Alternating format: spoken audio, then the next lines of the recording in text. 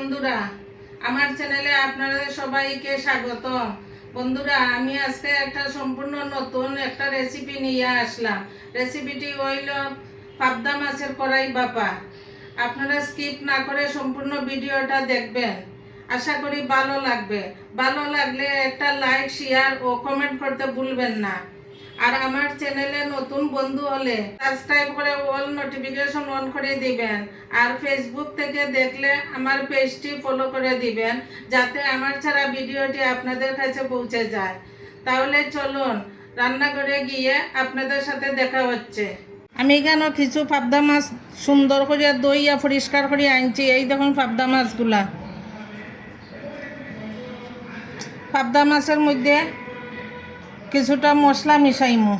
প্রথমে দিলাম আদা, শুকনা মরিচ, জিরা পেস্ট করা, 2 কোয়া রসুন দিলাম এটার মধ্যে।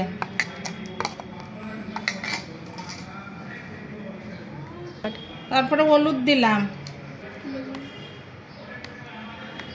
লবণ স্বাদ মতো দিলাম, কুচানো পেঁয়াজ দিলাম, কিছুটা আলু কুচানো দিলাম,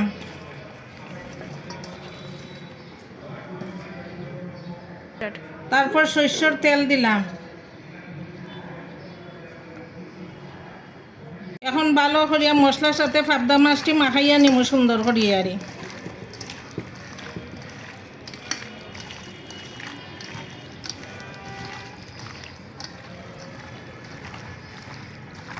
আমার পাবদা মাছটি সুন্দর করে মাখানো হয়ে গেছে গিয়ারি।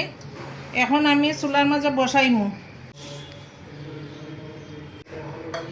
চুলায় একটা ফ্রাই প্যান বসাইলাম। ফ্রাই প্যানের মাঝে সাদা তেল দিলাম। তেল গরম হয়ে গেছে গিয়ারি। এখন আমি মাখানো মাছটা দিয়া দিলাম।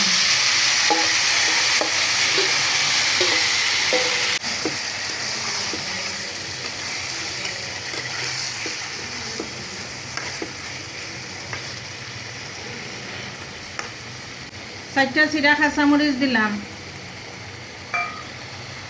মশলার দেওয়া জল দিলাম।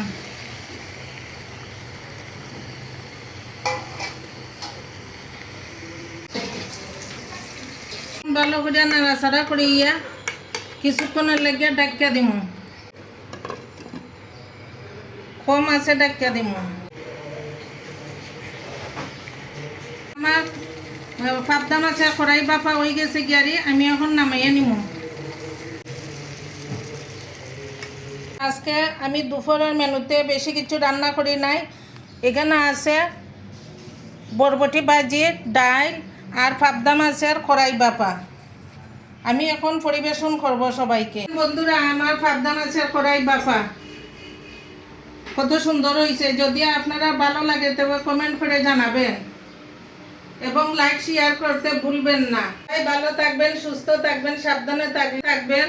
ভালো লাগলে একটা লাইক করবেন। পরবর্তী ভিডিওতে দেখা হবে। সবাই ভালো থাকবেন, সুস্থ থাকবেন। নমস্কার।